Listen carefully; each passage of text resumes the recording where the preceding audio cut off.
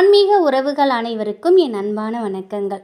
வியாழக்கிழமை அன்று பொதுவாக அனைவருமே அவங்கவுங்க வீட்டில் மாலை நேரத்தில் குபேரரை நினைத்து வழிபாடு செய்வாங்க. இப்படி வழிபாடு செய்யறதுனால குபேரரோட அருள் பரிபூரணமாக கிடைக்கும் அப்படிங்கிறது ஒரு நம்பிக்கை. அதனால் செல்வ வளமும் அதிகரிக்கும். இவ்வளவு சிறப்பு வாய்ந்த வியாழக்கிழமையோட பௌர்ணமி திதியும் சேர்ந்து வருவது கூடுதல் விசேஷம். இப்படி ரெண்டுமே சேர்ந்து வரக்கூடிய தினத்தை தான் நம்ம குபேர பௌர்ணமி அப்படின்னு சொல்லுவோம்.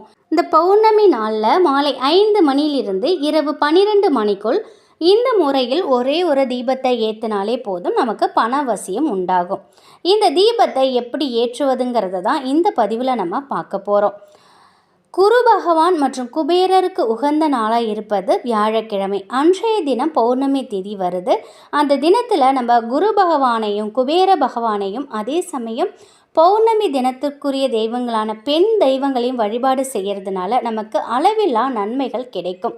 கோவிலில் போயிட்டு வழிபாடு செய்ய இயலாதவங்க கூட மாலை 5 மணிக்கு மேலே ஒரே ஒரு தீபத்தை ஏற்றி வைத்து வழிபாடு செய்தாலே போதும், பணம் தொடர்பான அத்தனை பிரச்சனைகளும் தீர்ந்து நிறைவான வாழ்க்கையை நம்ம வாழலாம். பணம் ரீதியான எந்த ஒரு பரிகாரமாக இருந்தாலும் அந்த பரிகாரத்தை பௌர்ணமி தினத்தன்று நம்ம செய்யும் பொழுது அதன் பலன் நமக்கு அதிகமாக கிடைக்கும். இப்படிப்பட்ட ஒரு பரிகாரத்தை பற்றி இந்த பதிவில் பார்க்கலாம். முதல்ல பௌர்ணமி திதி எப்போ வருதுங்கிற நேரத்தை நம்ம பார்த்துருவோம். 10/7/2025 வியாழக்கிழமை அன்று அதிகாலை 2:36க்கு பௌர்ணமி திதி தொடங்குது. அதே போல் வெள்ளிக்கிழமை அன்று அதிகாலை 3:11 வரைக்கும் உங்களுக்கு பௌர்ணமி திதி இருக்குது. சாதாரணமாக நம்முடைய வீட்டில் காலை மாலை தீபம் ஏற்றி வழிபாடு செய்யும் முறைங்கிறது இருக்கும். அப்படி நம்ம மாலை நேரத்தில் தீபம் ஏற்றும் பொழுது சில பொருட்களை மட்டும் சேர்த்து வைத்து ஏற்றினா நமக்கு பணவசியம் ஏற்படும். அதுலேயும் குறிப்பாக குபேர பௌர்ணமி தினத்தில் ஏற்றும் பொழுது நமக்கு அதிக அளவில் செல்வ வளங்கிறது உண்டாகும். இந்த தீபத்தை மாலை 5 மணியிலிருந்து இரவு படுக்க போகிறதுக்கு முன்னாடி எப்போ வேணாலும் ஏற்றலாம். வீட்டில் எந்த ஒரு தீபத்தை ஏற்றும் வழக்கம் இருந்தாலும் அந்த தீபத்தை ஏற்றிக்கோங்க. தனியாக இதற்குன்னு அகல் விளக்கு தேடி ஏற்றணும்னு அவசியம் இல்லை. நீங்கள் எந்த தீபத்தை ஏற்றிங்களோ அதில் நீங்கள் இதை செய்யலாம். வீட்டில் கண்டிப்பாக காமாட்சி அம்மன் விளக்குங்கிறது இருக்கும். அந்த விளக்கை கண்டிப்பாக நம்ம ஒரு தாம்பாளத்தில் மேலே வச்சு தான் நம்ம தீபம் ஏற்றுவோம் இல்லையா? அப்படி தாம்பாளத்தின் மேலே அந்த விளக்கை வைக்கிறதுக்கு முன்னாடி அந்த விளக்கிற்கு அடியில் 2 கிராம்பு, 2 ஏலக்காய், ஒரு 5 ரூபா காசை வைங்க. அதற்கு மேலே காமாட்சி அம்மனின் விளக்கை வைத்து நெய் இல்லைன்னா நல்லெண்ணெய் ஊற்றி தீபம் ஏற்றுங்க. இப்படி நம்ம தீபம் ஏற்றி முடித்ததுக்கப்புறம் அந்த தீபத்தை பார்த்தவாறு பண வரவு அதிகரிக்கணும், பணம் கை நிறையா சேரணும் அப்படிங்கிற வேண்டுதல்களை முன்வைத்து வழிபாடு செய்யுங்க. முடிந்த அளவுக்கு நம்ம நேர்மறையான வார்த்தைகளை மட்டுமே சொல்வது ரொம்ப நல்லது. கடன் தீரணும் அப்படின்னு வேணாமல் பண வரவு அதிகரிக்கணும், பணம் கை நிறைய சேரணுங்கிற வார்த்தைகளை வைத்து நீங்கள் வழிபாடு செய்யுங்க.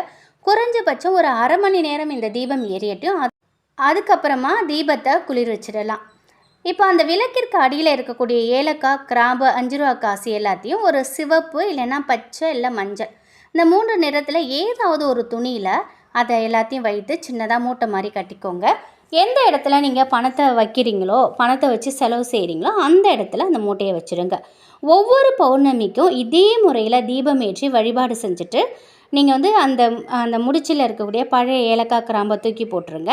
அப்படி இல்லை அப்படின்னாக்கா சாம்பிராணி தூபம் காட்டுவீங்க இல்லையா, அதுக்கு கூட நீங்கள் இதை உபயோகப்படுத்திக்கலாம். மிக்சியில் போட்டு அடித்து சாம்பிராணி பொடியோடு நீங்கள் இதை சேர்த்துக்கலாம். புதுசாக இருக்கக்கூடிய கிராம்பு ஏலக்காயை திரும்பியும் அந்த துணியில் வச்சு முடிச்சா கட்டி நீங்கள் பணம் வைக்கக்கூடிய இடத்துல வச்சுக்கலாம்.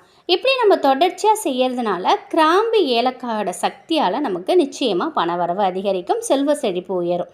எளிமையான இந்த தீப வழிபாட்டை முழு மனதோட நீங்கள் பௌர்ணமி இரவுக்குள்ளே செய்யுங்க. கண்டிப்பாக குபேரரோட அருளும் மகாலட்சுமி தாயாரோட அருளும் பரிபூரணமாக கிடைக்கும். பணம் தொடர்பான அத்தனை பிரச்சனைகளும் நீங்கும். ரொம்ப ரொம்ப எளிமையான வழிபாடு, அதுவும் பௌர்ணமி செய்யும்போது ரொம்பவே நமக்கு நல்ல ஒரு பலனை பெற்றுக் கொடுக்கும். பௌர்ணமி நாளில் நம்ம எந்த வழிபாடு செய்தாலும் பரிகாரம் செய்தாலும் அதற்கு மிக அதிகமான நற்பலன்களை கொடுக்கும் சக்திகளை உடையது. அதனால் எப்பொழுதுமே அந்த பௌர்ணமி நாளை நம்ம தவற விடக்கூடாது. நெய்வேத்தியமாக நீங்கள் பால் பாயசமோ அல்லது பால் கூட அதில் நீங்கள் கல்கொண்டோ அல்லது வெள்ளை சக்கரை, நாட்டு சக்கரை ஏதோ ஒன்று போட்டு நெய்வேத்தியம் வச்சுருங்க. அது வந்து ரொம்ப விசேஷமானது பௌர்ணமி. அந்த நாளில் பௌர்ணமியை வந்து எப்பொழுதுமே பௌர்ணமி வழிபாடை தவற விட்டுறாதீங்க. அதுவும் வியாழக்கிழமையில வருவது அதிசக்தி வாய்ந்தது. அந்த நாளை தவற விடாமல் நீங்கள் இந்த வழிபாடை செய்து பாருங்கள். நிச்சயமாக உங்கள் வீட்டில் உள்ள வறுமை நீங்கி பண வரவுங்கிறது அதிகரிக்கும். 16 செல்வங்களும் உங்கள் வீடு தேடி வரும். மகாலட்சுமி தாயாரோட அருள் நம்ம வீட்டில் இருந்துட்டாலே போதும், நமக்கு இருக்கக்கூடிய அனைத்து கஷ்டங்களும் நீங்கும்.